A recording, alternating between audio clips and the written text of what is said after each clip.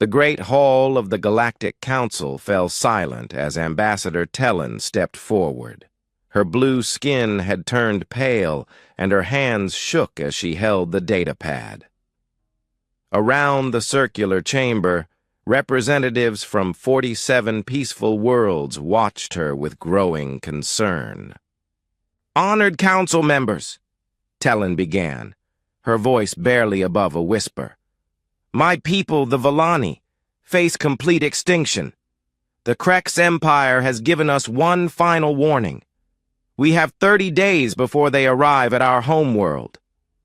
Murmurs rippled through the assembly.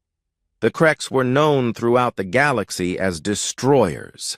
They consumed entire star systems, leaving nothing but empty space and scattered debris. 7 civilizations had already fallen to their endless hunger. Counselor Miran of the peaceful Thylorians leaned forward, his long neck stretched as he spoke in his melodic voice. "What aid do you seek, dear Tellen? We can offer food supplies, transport ships for evacuation, perhaps medical assistance." "We need more than that," Tellen replied, desperation creeping into her tone. "We need protection. We need someone to fight." The chamber erupted in uncomfortable whispers. Fighting was not something these species understood. For thousands of years, the Council had maintained peace through diplomacy and trade. War was a concept they had left behind long ago. Elder Brix of the Harmonious spoke next. His crystalline form glowed softly as he communicated. "Fighting leads only to more violence, Ambassador. Surely there must be a peaceful solution. Have you tried offering tribute?" "We gave them 3 of our outer colonies," Tellen said, tears streaming down her face. "They consumed everything, every plant, every animal, every person. Then they demanded more." The council fell quiet again. None of them had armies. None of them even had weapons beyond simple tools. They were herbivores, philosophers, artists, and traders. The idea of organized violence was foreign to their nature.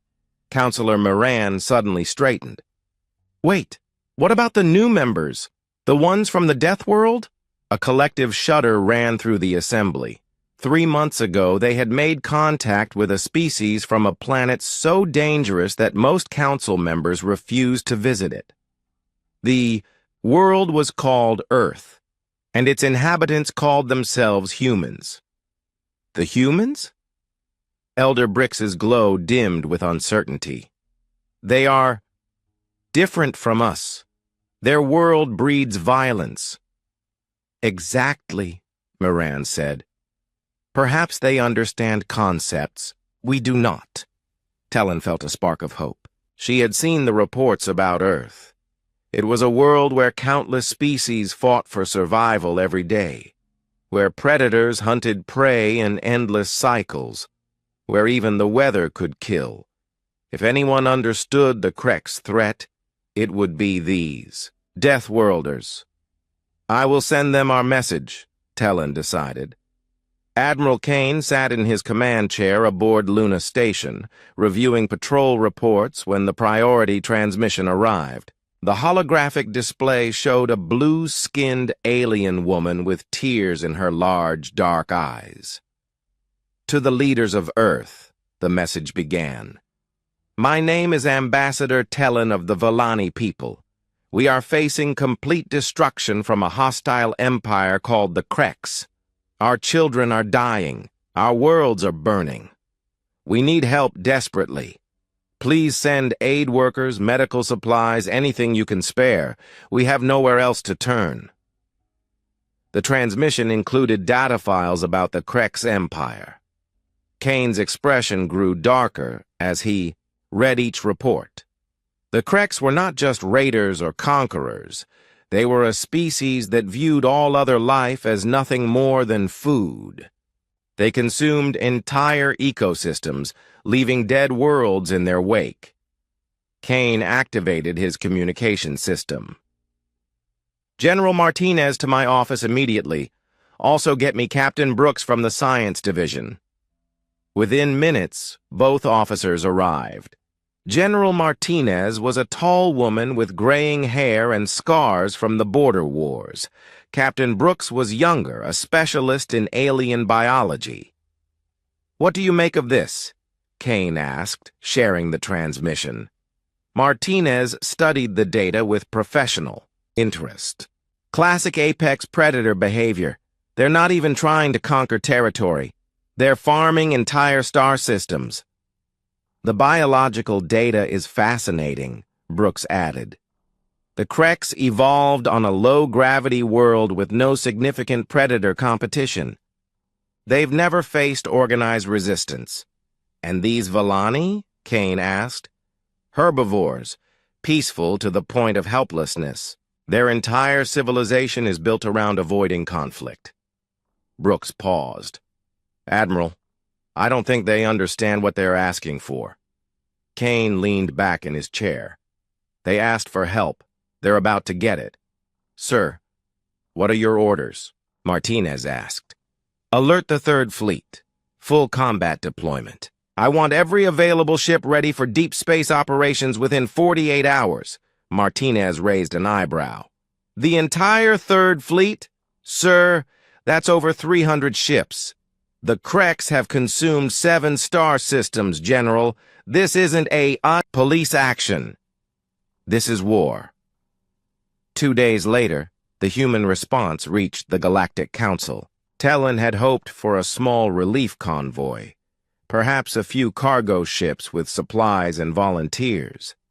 Instead, her sensors detected something that made her blood run cold. The human fleet emerged from hyperspace in perfect formation. Massive dreadnoughts led the formation, their hulls bristling with weapon systems the Vellani had never seen. Behind them came cruisers, destroyers, and carrier ships launching squadrons of fighter craft. The lead ship transmitted a simple message. "This is Admiral Kane of the United Nations Third Fleet. We received your request for assistance, permission to enter Vellani space." Tellen stood frozen on the bridge of her diplomatic vessel. The human fleet stretched across space like a steel constellation. Each ship radiated an aura of controlled violence that made her instincts scream warnings. "Admiral Kane," she managed to respond. We asked for aid workers. Medical supplies." There was a pause before Kane's voice returned, carrying an edge of grim amusement. "Ambassador, you said your children were dying. You said your worlds were burning. We brought exactly what you need." "But these are warships," Tellen protested. "Yes, they are." As the human fleet moved into formation around her ship, Tellen realized with growing horror that she might have made a terrible mistake. The humans had not misunderstood her message at all. They had understood it perfectly. Her aide, a young Vellani, named Chris, whispered beside her, "Ambassador, what have we done?" Tellen watched as the human dreadnoughts took position between Vellani space and the approaching Kreks territory. Their weapons were already powering up, casting an ominous glow across their hulls. "I think," she said quietly, "we may have just changed the nature of this galaxy forever." Admiral Kane's final transmission of the day was brief and chilling. "Ambassador Tellen, we've reviewed your data on the Kreks Empire. Tomorrow we begin combat operations. I suggest you evacuate any civilians from the border systems. This is going to get messy." As the human fleet settled into attack formation, Tellen realized that her desperate plea for help had not brought salvation. It had brought something far more dangerous. She had asked the Deathworlders for aid, and they had responded the only way they knew how. With overwhelming calculated violence, the countdown to war had begun. Captain Torres stood on the bridge of the UNS Retribution, watching the peaceful Volani homeworld grow larger on the main screen. The planet was beautiful, covered in blue oceans and green continents. No weapons platforms protected it. No military. Installations dotted its surface. It was completely defenseless. "Sir, the Volani diplomatic shuttle is requesting permission to dock," reported Lieutenant Davis from the communications station. "Grant it," Torres replied.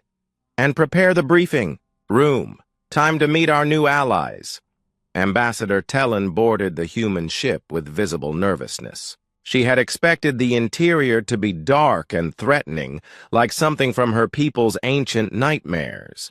Instead, she found clean corridors and professional crew members who nodded politely as she passed.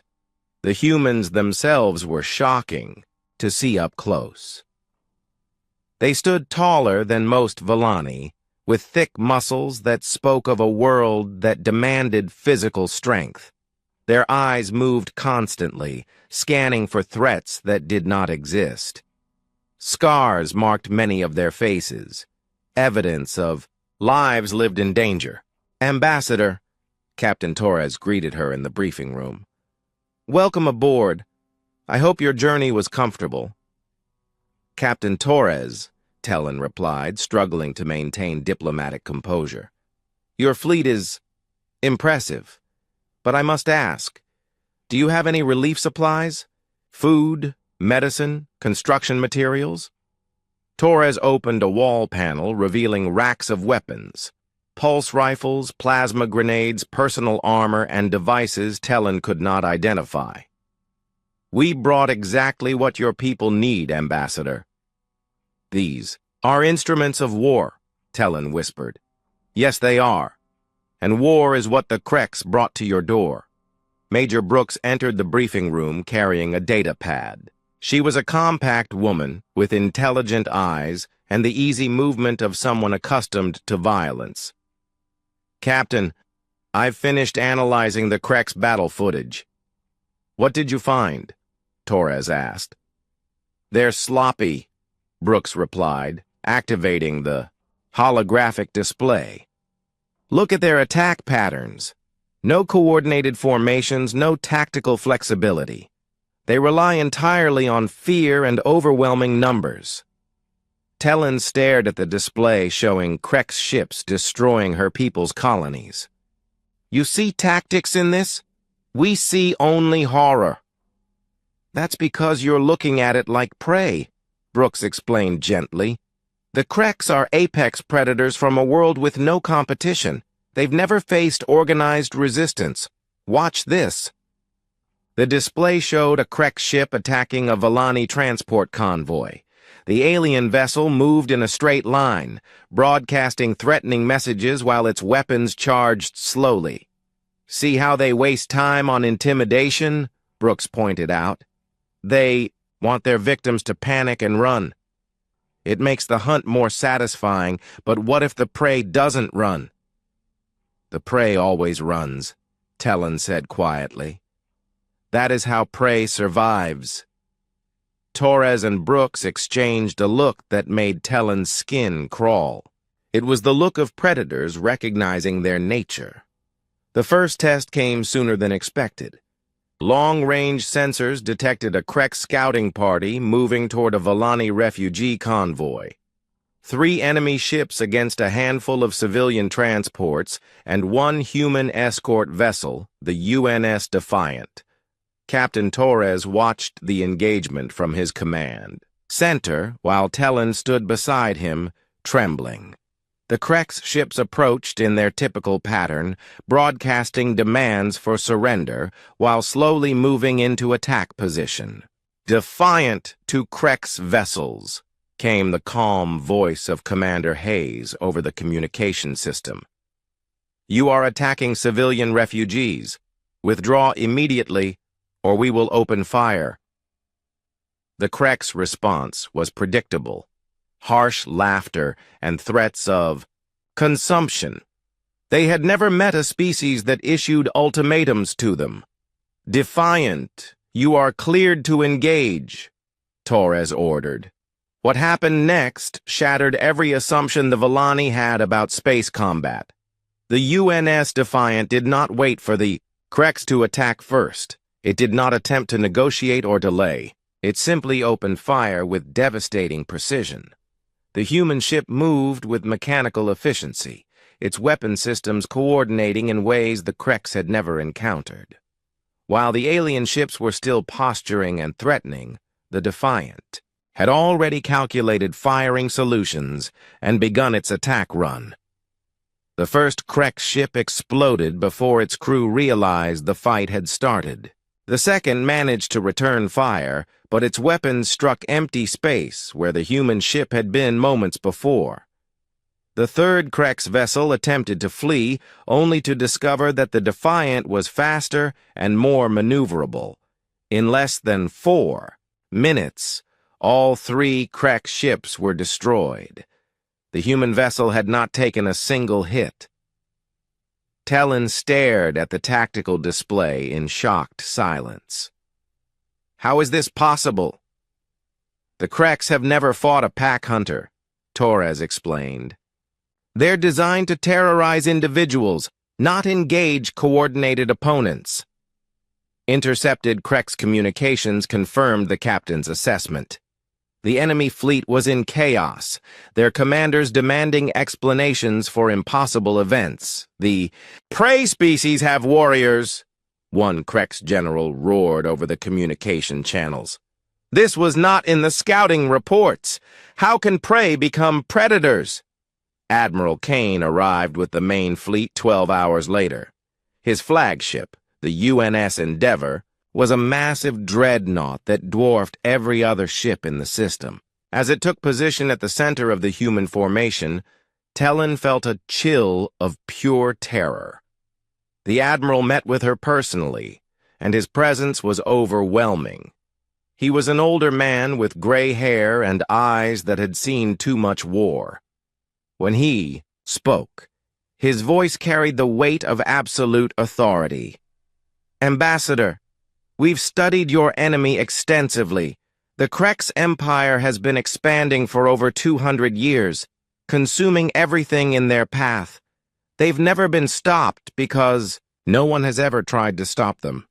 "Admiral Kane," Talon began, "perhaps we can find a peaceful solution. Negotiations, territorial agreements." Kane's expression did not change, but something cold entered his eyes. "Ambassador, the Krex don't negotiate. They consume. Your people asked for help, and we're going to give it to you. But understand this. When humans fight, we fight to win." "What does that mean?" Talon asked, though she was afraid of the answer. "It means the Krex Empire ends here." As Kane spoke, more human ships continued to arrive. Battle cruisers, carrier vessels, and supply ships formed a growing armada around the Volani homeworld. Each ship bristled with weapons that Talon's people had no names for. The final message of the day came from deep within Krex space, a transmission from their high command, filled with confusion and growing anger. "What manner of prey species sends warships?" the alien voice demanded. "What death world spawns creatures that organize for battle, find answers, or face consequences?" Admiral Kane listened to the intercepted message with grim satisfaction. "Good. They're starting to understand that this isn't going to be another easy conquest." Talon watched the human fleet prepare for war and realized with growing horror that her desperate plea for help had unleashed something terrible upon the galaxy. The humans had not come to provide aid. They had come to teach the Krex Empire what it meant to face the apex predators of a death world. As night fell on the Volani homeworld, the human fleet began its advance toward enemy territory. Behind them, they left a planet that would never, again, know true peace. Ahead of them lay an empire that had never known true fear. The age of Krek's dominance was about to end. The Zelnar system had been Villani territory for 300 years. Now it was a battleground. 3 colonies waited for evacuation, while Krek's battle fleets moved steadily closer. Colonel Rivera stood on the bridge of the UNS Hammer, watching. Enemy ships approached through the asteroid field. "Contact in 20 minutes, Colonel," reported Major Wilson from the tactical station. 15 Krek's heavy cruisers, supported by twice as many smaller vessels. Rivera nodded calmly. The human force was smaller, only 8 ships total. But numbers had never been the deciding factor in human warfare. "Signal the fleet. Execute formation. Delta 7. The human ships moved with practiced precision, spreading into a formation that looked random to outside observers, but followed ancient principles of warfare. Each vessel knew its role, its target, and its escape route. They had trained for this scenario countless times. Ambassador Tellin watched from the observation deck of the command ship, her alien features tight with worry. "Colonel, you are vastly outnumbered. Perhaps we should withdraw to a safer position." "Ambassador, respectfully, this is what we came here to do," Rivera replied. "Watch and learn." The Krek's fleet entered the system, broadcasting their usual threats and demands for surrender. Their ships formed a massive wedge formation, designed to overwhelm and terrify their enemies. It had worked against 47 previous civilizations. But the humans did not respond to the threats. They did not attempt to negotiate. They simply activated their weapon systems and began moving. The first phase of the battle demonstrated something the galaxy had never seen: coordinated pack tactics. In space combat, while the Kreks focused on the largest human ship, smaller vessels moved through the asteroid field like hunters stalking prey. "Target the command ship," the Krek's fleet leader commanded, unaware that human communications were intercepting every transmission. "Destroy their leader, and the rest will flee in terror." Instead, the human formation split apart. The command ship disappeared behind a large asteroid, while 4 smaller vessels emerged from concealment, catching the Krek's fleet from 3 different directions. The enemy had never faced opponents who used the environment as a weapon. Human ships darted between asteroids, using the rocks as shields and launching points for surprise attacks.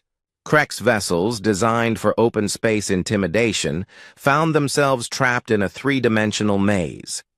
Dr. Walsh monitored the battle from the science station, recording everything for future analysis. She was the fleet's xenopsychologist, and her mission was to understand how the enemy thought. "Fascinating," she murmured as Krek ships began colliding with asteroids in their panic. "They have no concept of tactical retreat or adaptive response.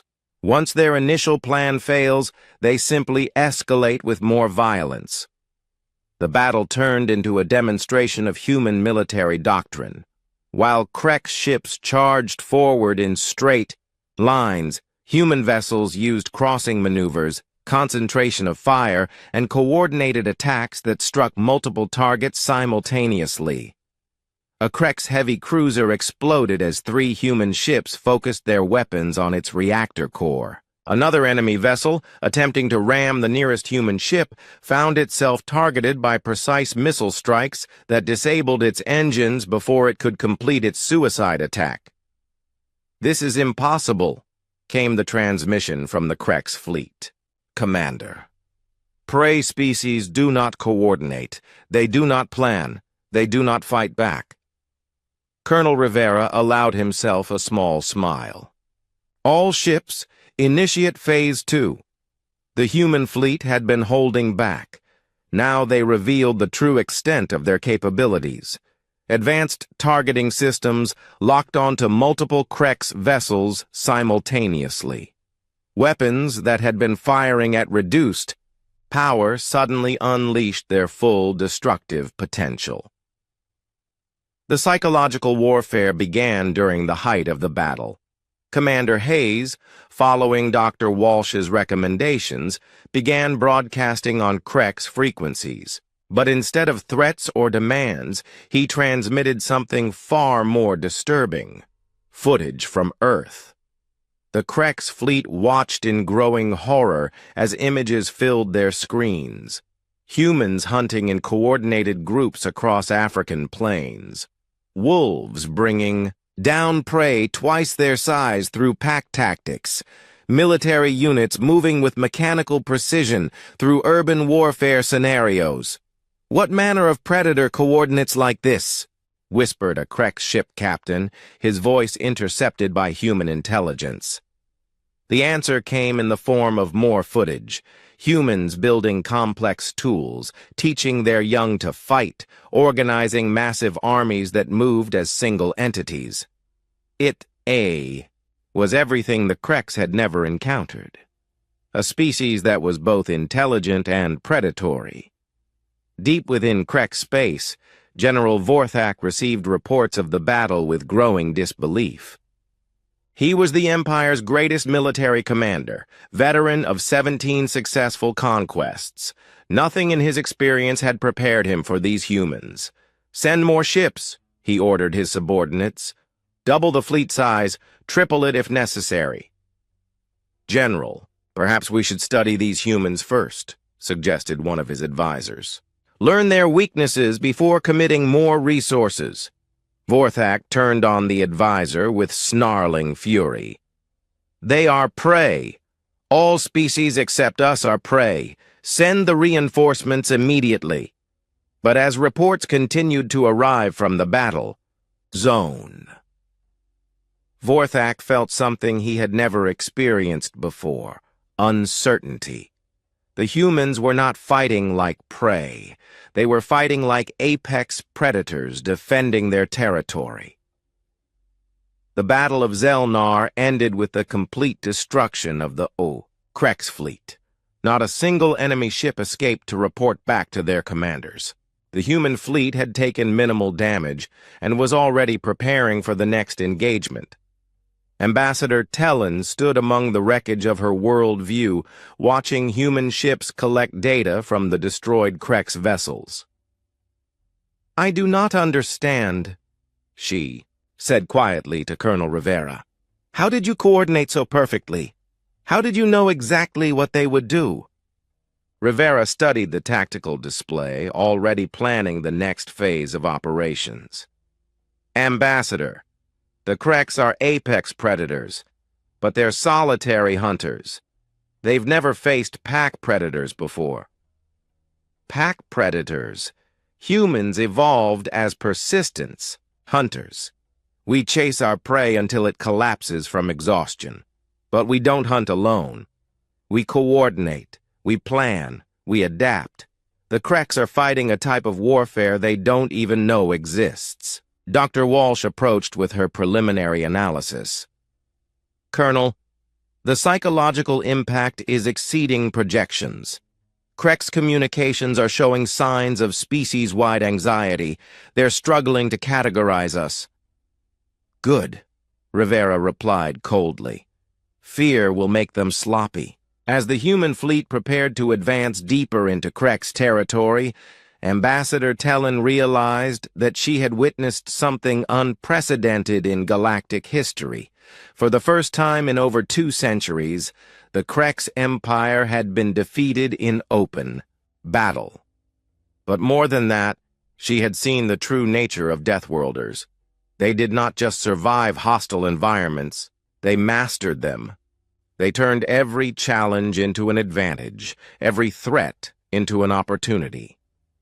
The humans were not just helping the Villani. They were teaching the entire galaxy a new kind of warfare. And as news of the victory spread through peaceful civilizations, other species began to wonder, what else could they learn from these terrifying allies? General Vorthak's final transmission of the day was filled with a confusion that would have been impossible just hours earlier. What are these humans? How do we fight an enemy that turns our own tactics against us? The question would haunt the Krex Empire as the human fleet advanced steadily toward their core worlds, leaving only silence and debris in their wake. The fortress world of Mordak had never been threatened before. For 200 years, it had served as the heart of the Krex Empire, a planet where the greatest predators in the galaxy planned their next conquests. Now, human ships filled the space around it, and General Vorthak stood in his command center, staring at tactical displays that made no sense. "General, the human fleet has been joined by vessels from 17 different species," reported his intelligence officer, Commander. "Thex, the Vellani are manufacturing ammunition. The Thylorians are providing fuel and supplies. Even the peaceful Harmonious are sending support ships." Vorthak's clawed hands clenched into fists. "Impossible. Prey species do not cooperate in warfare. They scatter when threatened, each seeking their own survival. But the evidence was undeniable. Across the galaxy, peaceful civilizations were learning the concept of coordinated resistance. The humans had not just brought military might. They had brought the idea that predators could be fought and defeated. Admiral Kane stood on the bridge of the UNS Endeavor, reviewing the final battle plans for the assault on Mordak. The planet was heavily fortified, protected by weapon platforms and fighter squadrons that had never tasted defeat. But Kane had studied the enemy for months now, and he understood their fundamental weakness. "Admiral, we're receiving a transmission from the planet's surface," reported Captain Torres. "General Vorthak wants to speak with you directly. Put him through." The holographic display showed a massive Krex warrior, easily 3 meters tall, with razor-sharp teeth and scales that gleamed like black armor. His eyes burned with predatory intelligence and barely controlled rage. "I am General Vorthak, Supreme, Commander of the Krex military forces," the alien growled. "You have brought war to our home. Explain yourselves before we consume your entire species." Kane studied the alien commander with professional interest. "General, I am Admiral Kane of the United Nations Fleet. We're here because you threatened peaceful worlds. Your expansion ends today." Vorthak's roar of laughter was genuinely amused. "You think prey can dictate terms to predators? We have ruled this galaxy for 2 centuries. We are apex hunters, designed by evolution to dominate all other life." "So are we," Kane replied calmly. The silence that followed was profound. Vorthak stared at the human admiral, trying to process words that challenged his fundamental understanding of the universe. "Impossible," Vorthak finally whispered. "Only one apex predator can exist in any ecosystem. It is the law of nature." "General, you're about to learn that Earth has very different laws. The assault on Mordak began with something the Krex had never experienced, a combined arms attack coordinated by multiple species. Human ships provided heavy bombardment, while Vellani vessels, now armed with human weapons, struck at defensive platforms. Thylorian fighters, piloted by volunteers who had overcome thousands of years of peaceful evolution, engaged Krex interceptors in aerial combat. Lieutenant Price led the first wave of human ground forces onto the planet's surface. The Krex had built their cities like hunting grounds, with narrow passages and hidden ambush points designed to trap and terrorize their prey.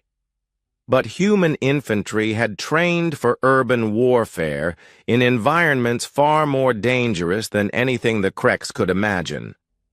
"Squad leaders, remember your training. Price commanded as his soldiers advanced through the alien city. "These passages are meant to funnel us into kill zones. Use your explosives to create new routes. Don't fight on their terms." The Krek's ground forces were individually superior fighters, larger and stronger than humans. But they had never faced opponents who used coordinated small unit tactics. Human soldiers moved in teams, providing covering fire while their comrades advanced. They used grenades to clear rooms before entering and established overlapping fields of fire that turned Krek's ambush points into death traps. Dr. Walsh observed the battle from the command ship, recording everything for her psychological analysis. What she was witnessing was a fundamental clash between two different types of predator. "The Kreks are ambush hunters," she explained to Ambassador Tellin, who watched the battle with horrified fascination. "They rely on fear, intimidation, and overwhelming individual superiority, but humans are pack hunters. We coordinate, we adapt, and we never fight fair." On the planet's surface, a Krek's warrior charged Lieutenant Price's position, confident that his size and strength would ensure victory. Instead, he found himself facing 3 human soldiers who had positioned themselves to create a crossfire.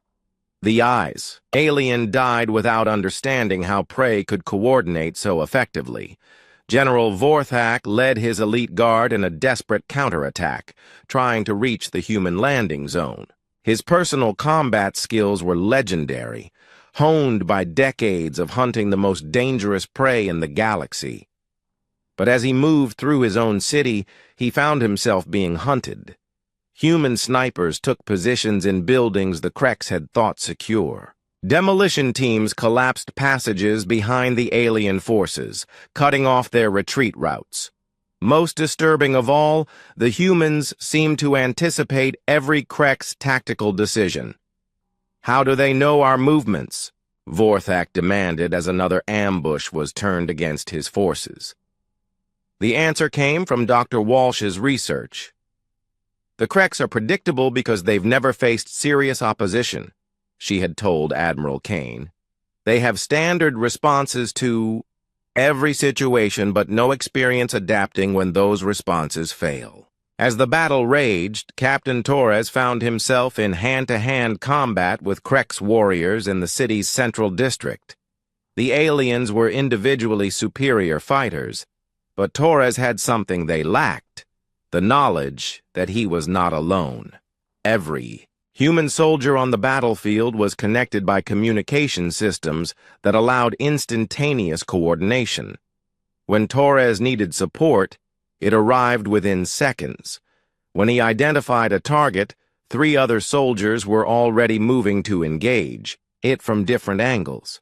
The psychological impact on the Kreks was devastating. They had spent their entire evolutionary history as solitary apex predators. The concept of cooperative hunting was not just foreign to them, it was impossible for their minds to fully grasp. General Vorthak was captured during the final assault, on his command bunker. As human soldiers surrounded him, he stared at them with genuine incomprehension. "What manner of prey species are you?" he gasped. Admiral Kane entered the bunker as his soldiers secured the area. He looked down at the defeated Krek's general with something that might have been pity. "We're not prey, General. We never were." "But you cooperate," Vorthak whispered. "Apex predators do not cooperate. It is against nature." "Maybe on your world," Kane replied. "On Earth, the deadliest predators are the ones that learn to work together." Dr. Walsh's final report on the Kreks would revolutionize galactic understanding of predator psychology. The Kreks were not evil in any sense that other species could understand. They were evolutionarily incapable of viewing other life forms as anything but food. Empathy, cooperation, and mercy were concepts their brains simply could not process. But this revelation created a terrible moral dilemma for the human forces. How do you fight an enemy that cannot change its nature? How do you make peace with a species that sees you only as prey? The fall of Mordak ended Krek's expansion forever. Their military was broken, their leadership captured or killed, and their core worlds occupied by human forces. But as Admiral Kane stood in the ruins of the enemy capital, he wondered if victory had come at too high a price. The galaxy would never again see the humans as just another peaceful species seeking trade and friendship. They had revealed themselves as the apex predators of a death world, capable of violence that even the Kreks could not match. As news of the victory spread across civilized space, the reactions were mixed. Gratitude and relief from the species that had been saved. But also fear, and the dawning realization that humanity might be more dangerous than the empire they had just destroyed. General Vorthak's final words before his execution would be remembered.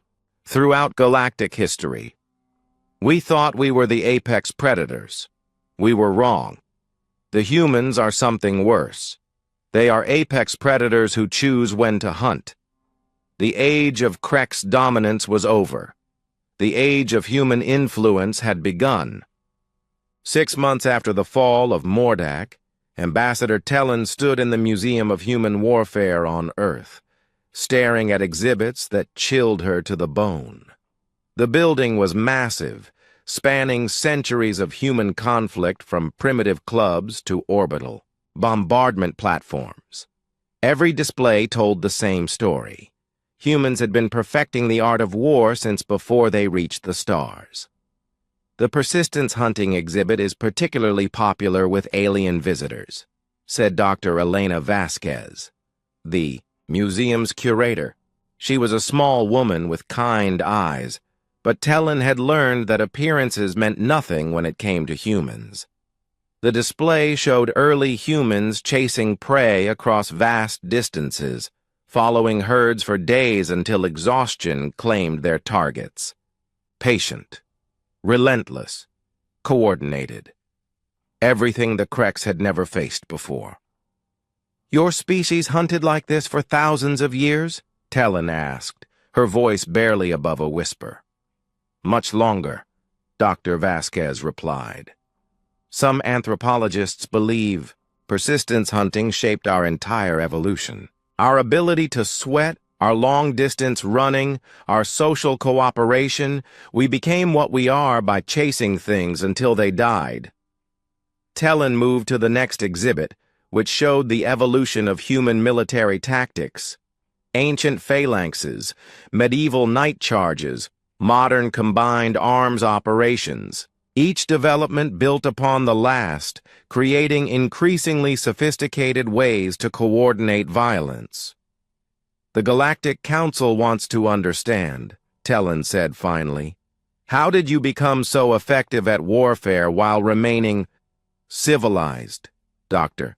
Vasquez considered the question carefully. "Perhaps because we had to be. On Earth, everything was trying to kill us.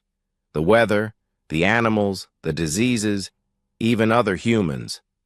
We learned that survival required both cooperation and the willingness to fight when necessary." The museum's final exhibit was the most disturbing. A holographic display showing the recent campaign against the Kreks Empire. Not the sanitized version, seen in news reports, but the raw tactical footage that demonstrated the true extent of human military capability. "We barely use 10% of our actual military capacity," Dr. Vasquez explained as they watched human forces systematically dismantle Krek's defenses. The Third Fleet was considered a moderate response. Tellen felt sick. "You could have destroyed them completely." "Yes, but that wasn't the mission. Admiral Kane's orders were specific. End the threat. Minimize casualties. Establish stable occupation. Genocide was never considered." "Why not?" The question surprised Tellen herself. They were going to consume my entire species. Because choosing when not to kill is what separates us from the Kreks.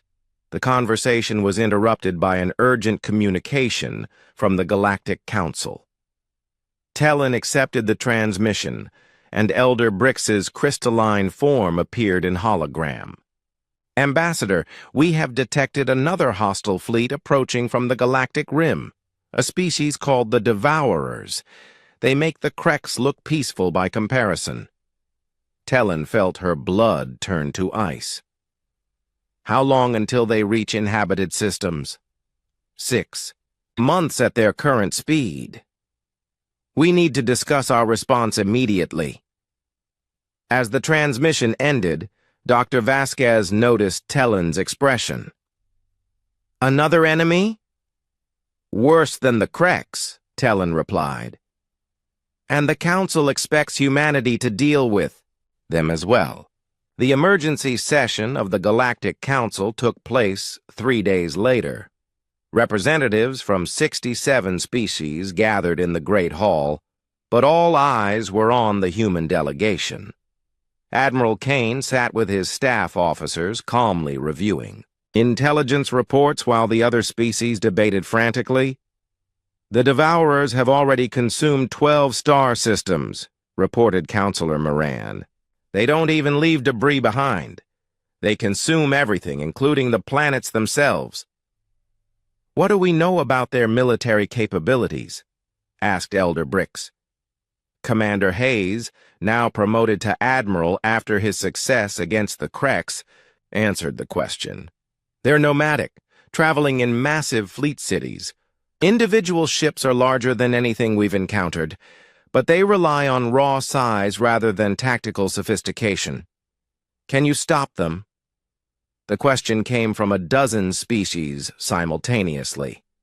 Admiral Kane stood slowly, and the chamber fell silent.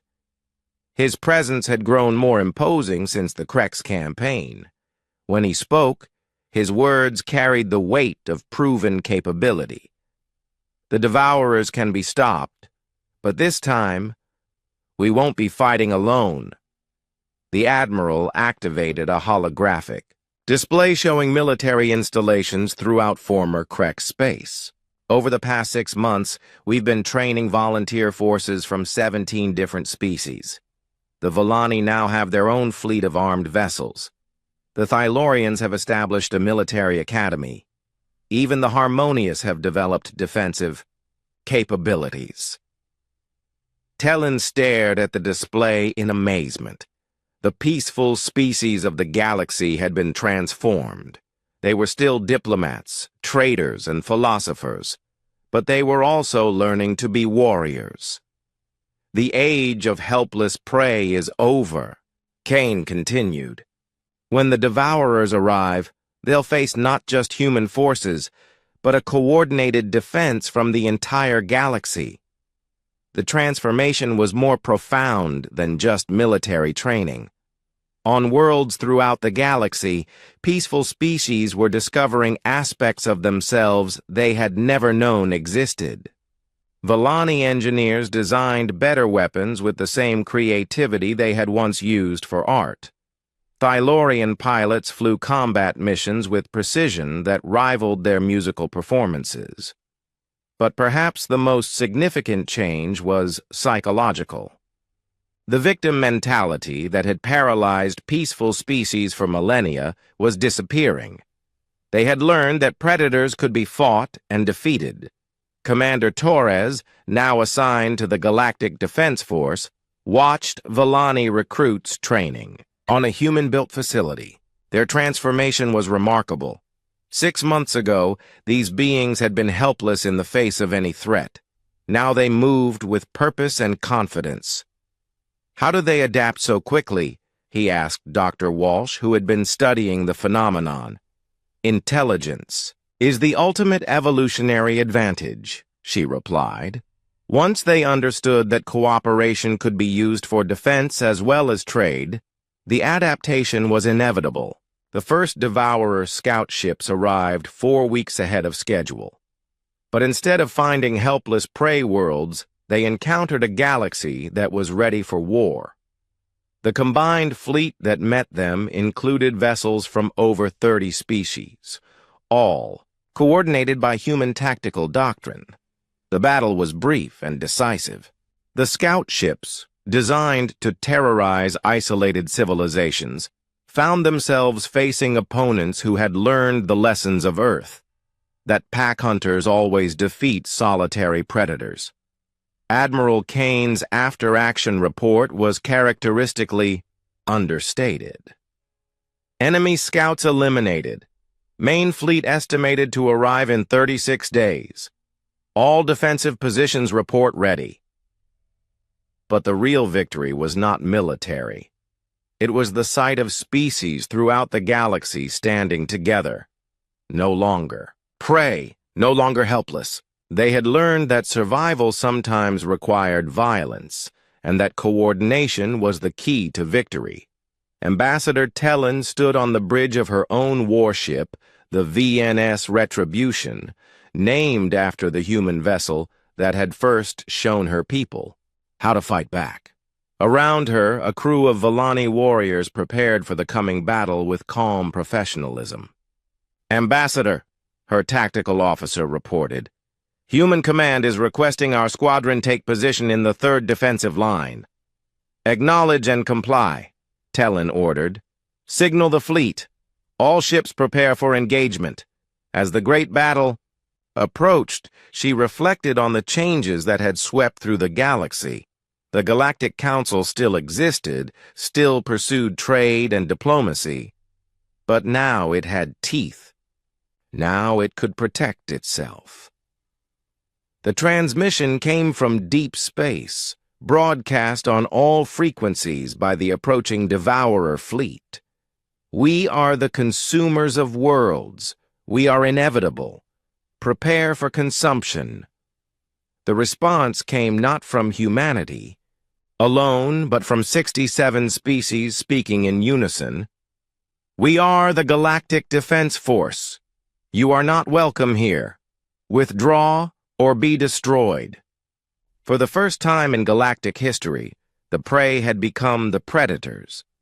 Admiral Kane's final log entry before the battle was simple. They asked for help. We gave them something better. We taught them how to help themselves.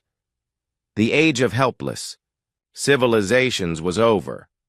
The galaxy had learned to fight back, and the universe would never be the same. As the enemy fleet approached, a battle cry echoed across space from thousands of ships and dozens of species. HFY, humans, frack yeah! The Deathworlders had not just saved the galaxy, they had transformed it.